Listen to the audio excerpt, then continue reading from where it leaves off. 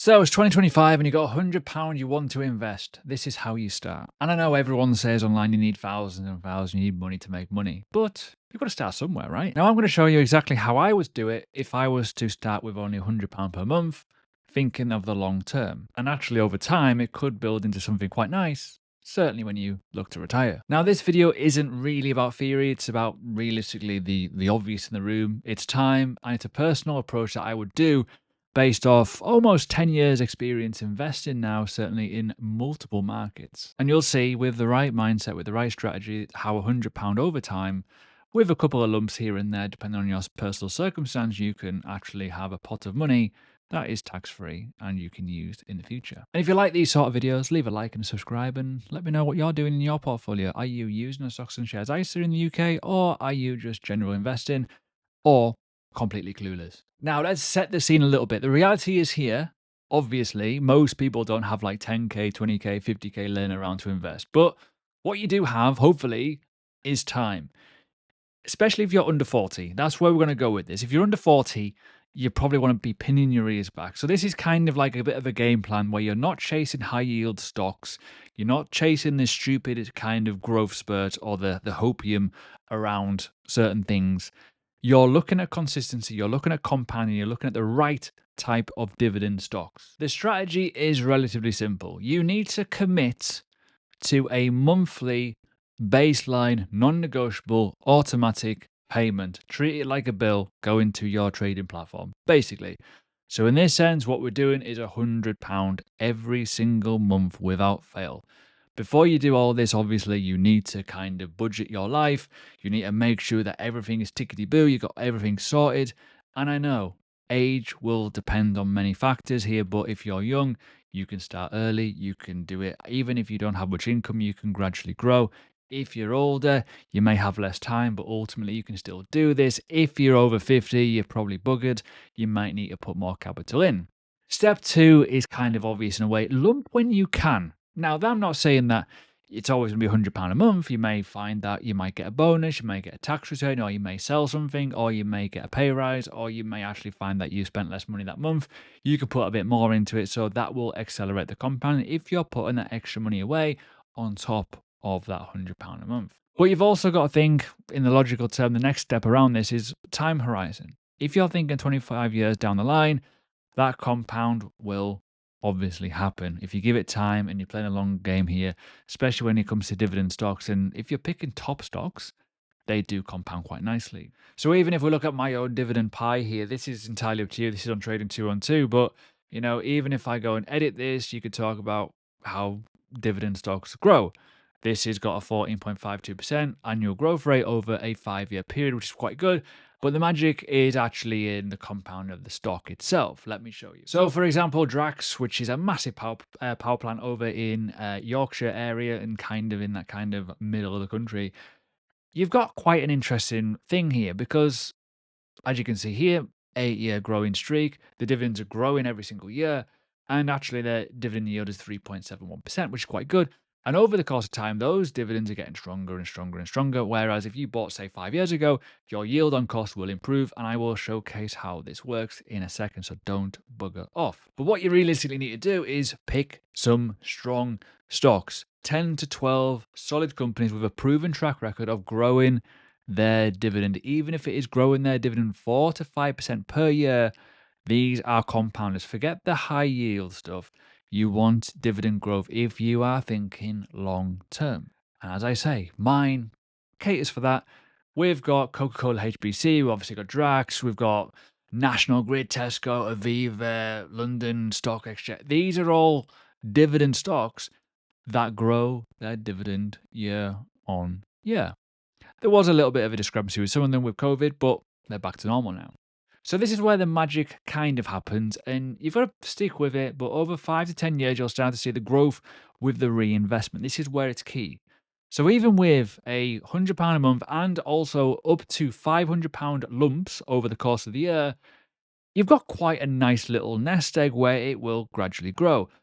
With the dividend growth, with that yield on cost increasing, this can grow to over 100,000 potentially here over the course of time, with the yield on cost nearly at 9.8%. With those old stocks that you bought with solid companies that have been around for a while, you expect them to be around for another 10 to 15 years, anyways, at least.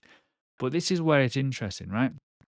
This is not based on over the course of time portfolio estimations in terms of value appreciation. Let me simulate that bit. Now, obviously, you're going to get a growth in the stock over time. Now, this is only 6% on average, which is typically quite low for most stocks, but some UK stocks don't offer great capital gains. So there's a bit of a mix here. So obviously, don't look at past performance, but kind of understand that sometimes your stocks will grow in value. Okay. But as you can see, it's quite hard to kind of navigate this. But the previous image was not showing capital appreciation, it was just showing reinvestment of dividends, showcasing that how it will grow your portfolio over time. It does gradually grow because the amount that you're putting in will increase and increase, but it's not your own capital, it's from dividends. But if you look at value portfolio, it could go higher if those individual stocks do grow a little bit year on year, which is quite nice. Now, let's get real. We need to tweak this based off your age. Now, some people in the comments may say, well, if you're younger, you can be more risky, which I get. But why not just be consistent and allow time to do its process without having the stress? Because that could also be a situation. You may well want to do growth stocks in a different account, for example, and build more capital elsewhere to then reinvest into a simpler strategy, which makes sense. But let's go with the obvious in the room here. My own strategy. If you're in your 20s and your 30s, this probably is a perfect strategy because you can afford to wait and you can allow it to just do its thing over time. But as I say, if you're in your 50s, you probably missed the boat for this type of strategy. You may need to do something a little bit different. But they could also come with higher risks, which you don't want when you're older for obvious reasons. But the principle to all this is consistent investments with quality businesses giving you dividends in the time which it will allow to snowball. But just to recap, open a stocks and shares ISA. Trading 212 has one. There's links below to other stocks and shares ISAs. There's also a link below to Invest Engine and other bits and pieces out there. But also there's a full link to stocks, right? All the stocks that I have personally. So in my viewpoint, pick between 10 to 12 stocks that are growing their dividend yield year on year. That's important. It allows you to get distribution of dividends over the course of the year potentially. And if you need to, Trading 212 does actually offer fractional shares, so you don't have to buy the one full share amount because it might be quite expensive and it might be a pain in the ass. Reinvest every single dividend. You can do that on the pie here. So you can see here you can reinvest, auto reinvest. This is what my pie so far has generated, 597, which is quite good considering how new it is. Also, track the progress. And to track your progress, Snowball Analytics. It's free. You can use it. You can put your portfolio on here.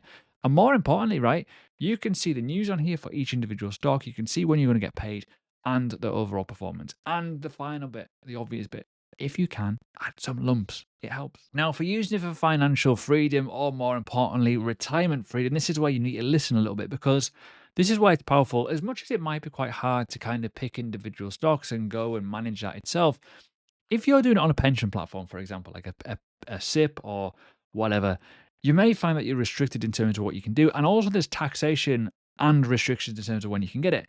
Whereas with a stocks and shares ISA, right, everything, the growth, and on the UK stocks at least, the dividends and the compound is all 100% tax-free, right? So you don't have to worry about it.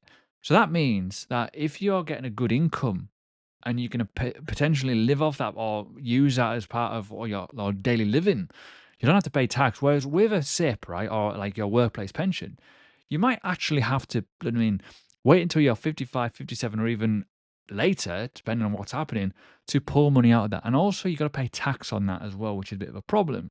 So, as much as there is like new methods around, the SIP platforms and stuff like that, where you can get some money back off the government and whatnot, but you do have to worry about the restrictions. Where with this, what you could do is you can make yourself a little nest egg, and say, for example, if you do get six figures over the course of time, you could potentially, live a little bit off that or use that money to live a bit better or reduce your working hours because you've got a bit of money freedom around you, which makes sense. And then you can wait for your pension to be withdrawn.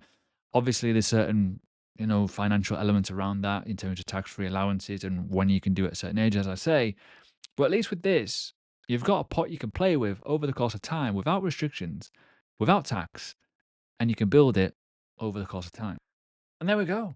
The truth is, starting off small is better than never starting. It is, let's be honest. £100 might not sound like a much today, but give it time, it could actually change some elements of your financial future. You've got to think of the bigger picture. As I said before, you could have a little nest egg there, which is totally tax-free, that you can play with and you can withdraw at any point in your life, which is quite good. If you enjoyed this video, please do consider subscribing. I'll be back for more. And I am currently on a journey trying to get my portfolio to some lofty targets on my own Dividend one. I will be investing more capital into this fund very, very soon. So watch along and stick around.